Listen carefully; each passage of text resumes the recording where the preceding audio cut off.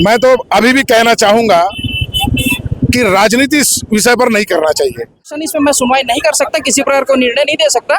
आप इसमें जो भी सुनवाई कराना चाहते हो, नया कोर्ट बिलासपुर में जो क्षेत्राधिकार रखने वाला न्यायालय है उसमें जा सकते हो, वहाँ सुनवाई। धर्म में विश्वास करने वाला हो, सब लोगों को यहाँ पे शांति से रहने का और जीने का अधिकार हमारा संविधान ने हमें सबको दिया है। गैर कानूनी है और गैर संवैधानिक है, इसलिए बेल नहीं, इसको इस केस को रद्द करने का मांग हम कर रहे हैं। गवर्नमेंट की पूरी दायित्व है, ये लॉलेसनेस है यहाँ छत्तीसगढ़ में, ईसाइयों के ऊपर एक जबरदस्त टारगेटेड हमला है। नमस्कार, जय हिंद, जय भारत। मैं प्रदीप और आप देख रहे हैं बेहतर संवाद। नन गिरफ्तारी मामले में जो है सियासी पारा हाई है और लगातार जो है अलग अलग जनप्रतिनिधि जो है दुर्ग के सेंट्रल जेल पहुंच रहे और नन और एक युवक जो है जेल में बंद, उनसे मुलाकात का दौर जारी है। इसी कड़ी में आज जो है वृंदा कारात जो है वो पहुंची हुई थी और उनके साथ एनी राजा जो है वो पहुंची हुई थी। उनके साथ एमपी और अलग से जो जनप्रतिनिधि उनके साथ आए हुए थे, तमाम जो लोग थे, बारी बारी से जो नन से भी मुलाकात की और जेल में बंद जो युवक है उनसे भी मुलाकात की है। काफ़ी देर तक मुलाकात चली। मुलाकात के बाद जो है जेल से निकलते हुए मीडिया से चर्चा करते हुए उन्होंने हमला किया। 4 सांसद, हमारी बहन एनी राजा और हम लेफ्ट पार्टीज और केरला कांग्रेस मानी की लीडर आदरणीय जोशी के साथ यहाँ आए हैं। जो हमने देखा, जो हमने सुना, हम बहुत डीपली डिस्टर्ब्ड है। जो यहाँ एक नकली बनाई गई केस के ऊपर 2 सिस्टर्स, 2 नन्स जो सालों से गरीबों के बीच रहकर काम कर रहे हैं, ये छत्तीसगढ़ गवर्नमेंट और बीजेपी की संकीर्ण एजेंडा के तहत आज जेल में डाले गए हैं। उनकी तबीयत भी खराब है, उनकी आर्थराइटिस है, बुखार है, उनको जमीन पर सुलाया जा रहा है। और आज ये हालत है कि ये नन्स को ये सवाल पूछना पड़ रहा है कि उनके ऊपर बजरंग दल वालों ने आरोप लगाया कि वो विदेशी हैं। ये क्या हो रहा है हमारे देश में? ये छत्तीसगढ़ गवर्नमेंट की पूरी दायित्व है, ये लॉलेसनेस है यहाँ छत्तीसगढ़ में। ईसाइयों के ऊपर एक जबरदस्त टारगेटेड हमला है जिसकी शिकार ये बने हुए हैं। ये गैर संवैधानिक है, ये गैर कानूनी है और ये मानवता की न्यूनतम मूल्य का धज्जिया उड़ा रहे हैं। हमने डिमांड किया है, बजरंग दल के लोग पुलिस के सामने इनकी पिटाई की है, पीटा है इनको बयान बदलवाने के लिए। यहाँ क्या चल रहा है? यहाँ रूल ऑफ लॉ नहीं, यहाँ रूल ऑफ गुंडों का यहाँ राज है। इसलिए हम लोग ये मांग कर रहे हैं, एफआईआर को वापस लो, नन्स को तुरंत रिहा करो। और ये जो आदिवासी लड़का यहाँ है, बीजेपी दावा करती है आदिवासियों के पक्ष की बात, इनको पीटा गया है, आदिवासी लड़कियों को पीटा गया है दबाव डालकर बयान बदलने के लिए। ये शर्म की बात है हमारे देश के सामने, शर्म की बात। अरे भाई, जांच होने दीजिए ना, तब तो मालूम चलेगा ना क्या सही क्या गलत है। आप तो पहले से ऐसा माहौल बना रहे जैसे उन्होंने कुछ किया ही नहीं है। ये पहले भी नारायणपुर से कुछ बच्चियां गायब हुई हैं और अभी जो बच्चे जो पकड़ाए हैं, तो मान के चलिए कि जब संपूर्ण जांच होगा तब मालूम चलेगा कि आगे क्या सब हुआ। छत्तीसगढ़ में कई बच्चियां गायब हुई हैं, तो इस विषय को लेकर के जिस तरीके से कांग्रेस राजनीति कर रही है उससे उनको बाहर जाना चाहिए और पुलिस और प्रशासन को अपनी कार्रवाई करने देना चाहिए ठीक से। अगर ये प्रभावित करेंगे तो हिंदू समाज देख रहा है कि आप विचारधारा और आप क्या सोच रखते हैं अपनी। वकील साहब है और वकील साहब से बात करें। जो नन जेल में बंद है, एक युवक भी बंद है जेल में, उस मामले को लेकर बजरंग दल के तरफ से आप लोग वकालत कर रहे थे, क्या कुछ आज हुआ है कोर्ट में? जी, कोर्ट में आज ऐसा है कि आरोपीगण की ओर से जमानत आवेदन प्रस्तुत किया गया था।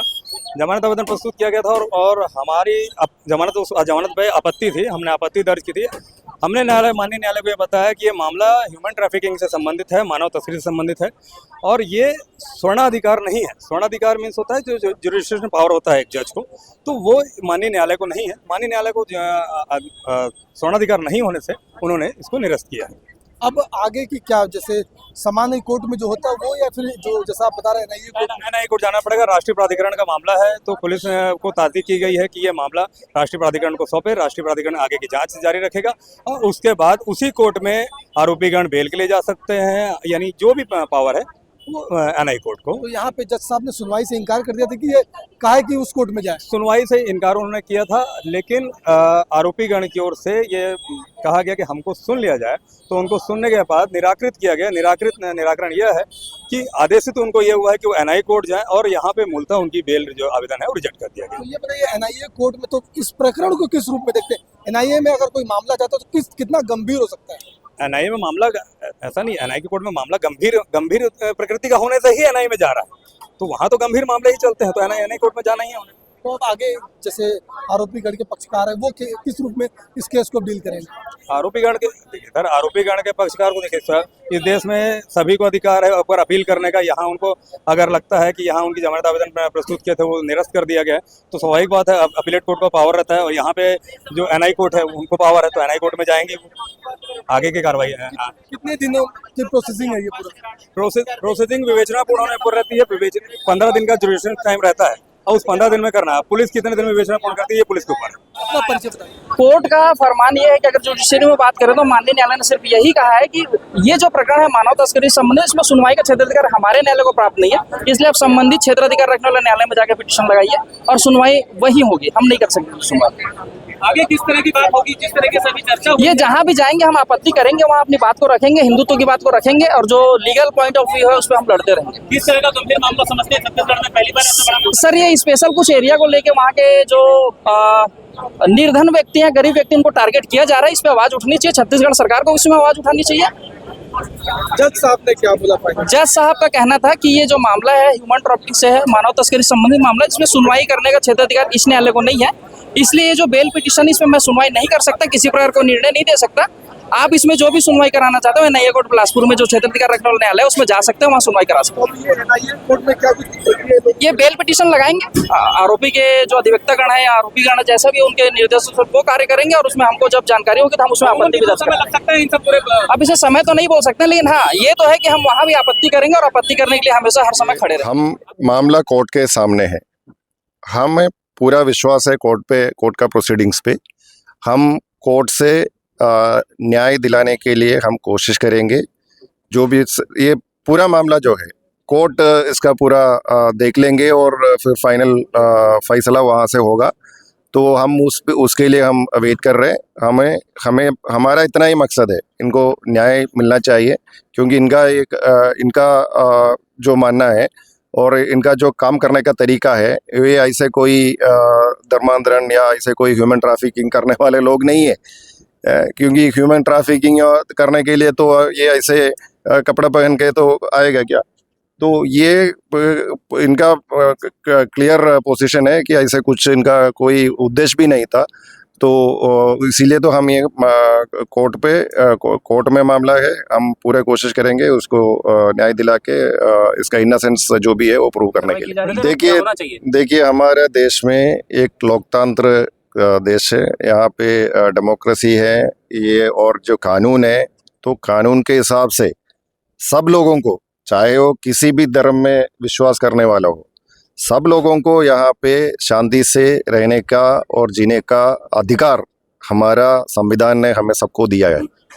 तो वो कानून के हिसाब से हम सब चल रहे हैं, और जहाँ भी अब वो इसमें हम किसी के ऊपर अटैक नहीं होनी चाहिए, चाहे वो माइनॉरिटी हो चाहे वो मेजॉरिटी हो, किसी के ऊपर किसी भी तरह की अटैक नहीं होनी चाहिए। अगर कोई शिकायत है तो उसके लिए यहाँ पे पुलिस है, देश में कोर्ट है, तो जो भी शिकायत है उधर उसके सामने जाना चाहिए, उधर से फैसला हो जाएगा।